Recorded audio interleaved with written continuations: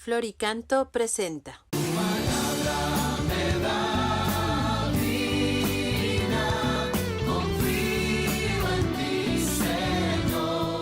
En el nombre del Padre, y del Hijo, y del Espíritu Santo. Amén. Palabra de vida del Santo Evangelio según San Marcos, capítulo 12, versículos del 35 al 37. Un día, mientras enseñaba en el templo, Jesús preguntó: ¿Cómo pueden decir los escribas que el Mesías es hijo de David? El mismo David, inspirado por el Espíritu Santo, ha declarado: dijo el Señor a mi Señor: siéntate a mi derecha, y yo haré de tus enemigos el estrado donde pongas los pies.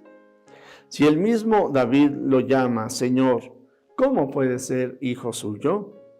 La multitud que lo rodeaba, que era mucha, lo escuchaba con agrado. Palabra del Señor. Gloria a ti, Señor Jesús.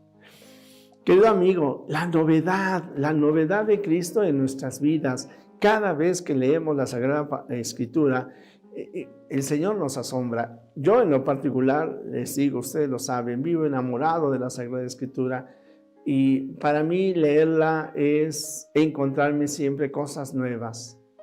Y hoy el mismo Señor Jesús está hablando con esa multitud que le escucha, y ellos también se sienten contentos y agradecidos porque tenían una fe muy bien estructurada. Todo estaba arregladito, los mandamientos, las cosas que había que hacer, quién mandaba, quién tenía que obedecer. Y el Señor Jesús les enseña a cuestionarse en la fe. Y con esto les enseña a pensar. Y enseñándoles a pensar, les enseña a tomar decisiones, y tomando decisiones les enseña a ser libres. Tú no tengas problema en cuestionarte la fe, pero ciertamente para cuestionarnos la fe hay que conocerla, porque definitivamente hay tantas personas que de manera acrítica se quejan de todo, ¿verdad? De la iglesia, de Jesucristo. De repente algunos dicen es que es un extraterrestre, otros dirán es que si Dios existiera, no habría la pandemia, no habría la pobreza, las elecciones. No. Cuando yo digo es aprende a pensar. Y para pensar debemos de tener ideas, y qué mejor que tener ideas que a partir de conocer la palabra de Dios y la doctrina de la iglesia. Por eso yo sí te diría, mantente inquieto. Yo en lo particular le doy gracias a Dios, porque creo que desde pequeño me enseñaron a ser crítico en casa. Era crítico ante la situación política, ante la economía, ante mis fallas, ante mis errores. Y ciertamente también fue crítico ante la iglesia. Quise conocer otras denominaciones, otras religiones, para ver qué es lo que tenían de bueno ellas. Me di cuenta que no me podían ofrecer nada mejor que la Iglesia Católica. Y al mismo tiempo, en ese irme cuestionando, en lo particular yo te voy a decir que cuando sentía como que ya me lo sé todo, entendía, es la señal que el Señor me da para que me cuestione, para que crezca. Ciertamente no se trata de que entonces pues yo voy a ser como un vándalo, como alguien que no tiene sentido en la vida. No, hay respuestas. Por eso hay que cuestionarnos también con humildad, con conocimiento y con humildad. Yo leía la Sagrada Escritura, me la devoraba y encontraba cosas que yo no entendía, y te voy a poner una de ellas porque es muy clara. San Pablo dice: los obispos, los diáconos deben de ser hombres de una sola mujer. Y yo decía, pero si en la iglesia dice que los obispos, los sacerdotes no se casan. Bien, no me quedaba así como que en la discusión, sí, está mal, tienen razón los hermanos separados. Si la iglesia dice que no se casan hoy, pues yo le creo a la iglesia.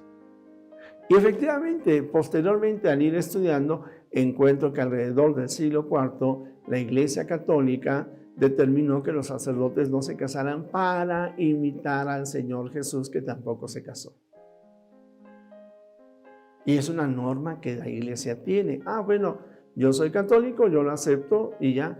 Pero ¿contradice la Biblia? No, porque el mismo Señor Jesús le da la autoridad a Pedro y a sus sucesores, ya, lo mismo que a los apóstoles, para que vayan generando aquella estructura que es la iglesia. La iglesia que está constituida ciertamente sí por hombres débiles, por hombres pecadores, por hombres que pueden tener también sus propios intereses y errores, pero es la iglesia. Y a lo largo de los 2000 años le damos gracias a Dios porque nos ha dado hombres tan extraordinarios como Juan Pablo II, Pablo VI, Juan XXIII, Benedicto XVI, y te podría mencionar a muchos. Y entonces yo confío en el criterio de la iglesia, más que en lo que pueda decirme alguna persona de manera individual o algún error que yo pudiera estar diciendo. No. Cuando yo encuentro que mi pensamiento no es congruente con lo que la iglesia enseña, humildemente digo, prefiero pensar que estoy yo equivocado a que la iglesia se equivoca. Y entonces, ¿qué es lo que hago en la humildad? Estudio, pregunto, me informo. Y entonces, de esa manera, le doy una respuesta a mi fe. Y esto es muy interesante, te digo, amigo, como método, es muy interesante. Porque las dudas que yo tengo es la duda que también muchas personas tienen. Incluso yo me atrevo a decir que el Señor pone dudas en mi corazón para que cuando yo las resuelva, pueda resolver esas mismas dudas a aquellos que de repente me cuestionan sobre de todo. ¿Qué si los ángeles? ¿Qué si la Eucaristía? ¿Qué si los sacerdotes? ¿Qué si el matrimonio? ¿Qué? Hay que estudiar. No hay que pensar que la enseñanza de la Iglesia Católica es, en muchas cosas es inamovible. En lo esencial lo es. Pero a partir de lo esencial hay tantas situaciones en las que nosotros tenemos que aplicar la enseñanza de la Iglesia. Y cuando hay un problema nuevo, por ejemplo en la bioética, cuando comienza la vida la vida del ser humano, en el momento de la concepción, 12 semanas después, pues mira, nos esperamos a que haya el documento de la iglesia y respondemos de acuerdo a lo que la iglesia dice. Pero sobre ese punto yo sí te puedo decir con certeza que la vida comienza en el momento de la concepción.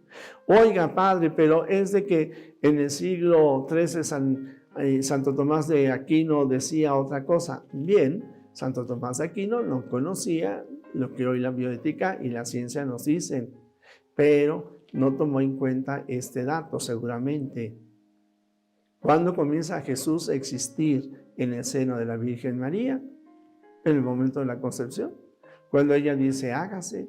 Bueno, pues la Biblia ya nos había dado una respuesta teológica a una pregunta, a un interrogante científica. Pero sí, somos muy conscientes que quien no acepta a Cristo, no acepta ni la Biblia, ni la teología, ni la ciencia, ni la ciencia. Bien, pues respetuoso de todos ellos, pero yo estoy súper alineado ante la iglesia porque efectivamente en ella encuentro la verdad, porque en ella encuentro a Jesucristo. Bien, pues repito, no te preocupes de que tengas dudas. Ten dudas, eso te va a ayudar a crecer en la fe. Segundo, busca respuesta.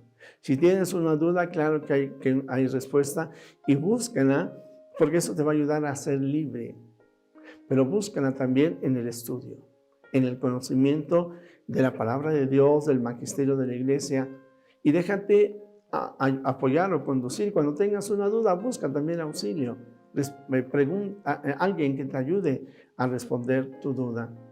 Pero definitivamente, querido amigo, qué importante creer en el Señor Jesús, que, insisto, hoy nos enseña a pensar a través de este cuestionamiento en donde dice, a ver, explíquenme cómo David le llama Señor a su descendiente si todavía el descendiente todavía no nace y sin embargo aquel descendiente de David será el Mesías. Una pregunta interesante, una respuesta todavía mucho más interesante. porque la conclusión es clara. Jesús es el Mesías, el Hijo de David, es el Señor de David, es el Señor de señores, es mi Rey, mi Señor, mi Dios, mi todo.